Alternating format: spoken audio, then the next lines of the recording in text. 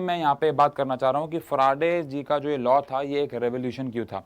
Faraday जी से पहले, इस प्रोसेस से पहले बिजली बनाने का सिर्फ एक ही तरीका था, वो था केमिकल एनर्जी। हम बैटरी से, सेल से, केमिकल एनर्जी से बिजली बनाते थे। अब आप मुझे बताओ, अगर लेट अस सपोज फराडे जी आज की डेट में ना होते या ये लॉ ना होता, तो क्या हम इतने बड़े स्केल पे इलेक्ट्रिसिटी को इस्तेमाल कर पा रहे होते? आपको क्या लगता है आप एक सेल या बैटरी से एसी, घर के पंखे पुंखे चला पाते? और अगर चला भी लेते, मैं मना नहीं कर रहा हूँ, चला भी लेते, चला भी सकते हैं, बट क्या वो बहुत महंगा नहीं पड़ेगा? क्या वो बहुत इनकन्वीनियंट नहीं हो जाएगा?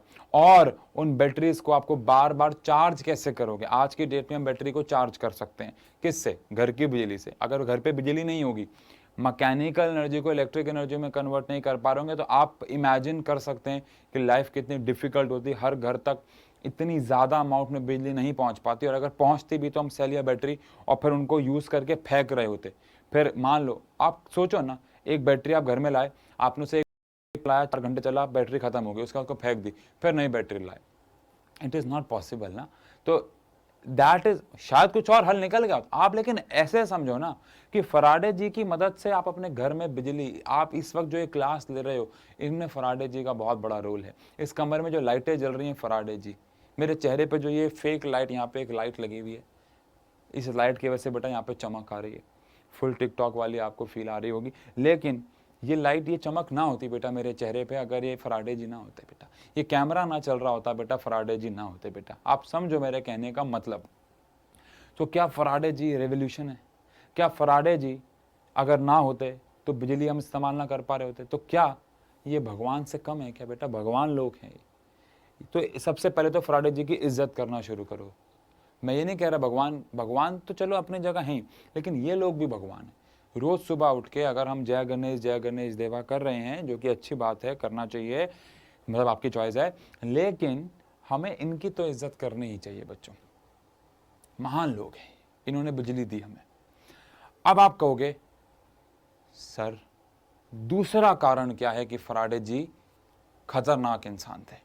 स्टड नहीं, मैं तो कहूंगा फराडे जी सुपर स्टड थे बच्चों, ये सुपर स्टड थे।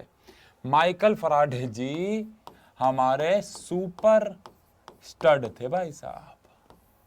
स्प्लिट्सविला में, रोडीज में फर्स्ट आए थे। ये कैसे आए थे? माइकल फराडे जी, देखो, अगर आप इस इंसान की आज ये कहानी सुनने के बाद इज्जत नहीं कर पाए, तो आप निहायत ही बदतमीज हैं। आप किसी की इज्जत नहीं कर सकते। कैसे? माइकल फराडे जी एक एक्सपेरिमेंटल फिजिसिस्ट थे। इन्होंने आज तक कोई फॉर्मल एजुकेशन नहीं ली भाई साहब, इनके पास कोई डिग्री नहीं थी, ये स्कूल नहीं गए, आप एक प्रकार से ऐसा कह सकते हैं। ये एक किताब बाइंड करने वाली शॉप पे काम करते थे। अब आप एक इंस्पिरेशन लेंगे यहाँ से, नहीं ली तो मर जाओ। इंस्पिरेशन लेंगे हम यहाँ से, भाई साहब एक खतरनाक वाली इंस्पिरेशन लेने वाले हैं। ये बुक बाइंडिंग शॉप पे काम करते थे अपने अर्ली टाइम्स में, और वहां पे किताबें आती थी बाइंड करने के लिए।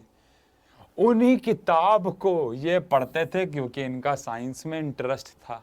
किताबें बाइंड करने की शॉप पे काम करते थे, ये किताबें बाइंड करने को आती थी वहां पे, उन्हीं किताबों को ये पढ़ते थे। कमाल, हमारे घर में फ्री में धक्के खा रही हैं?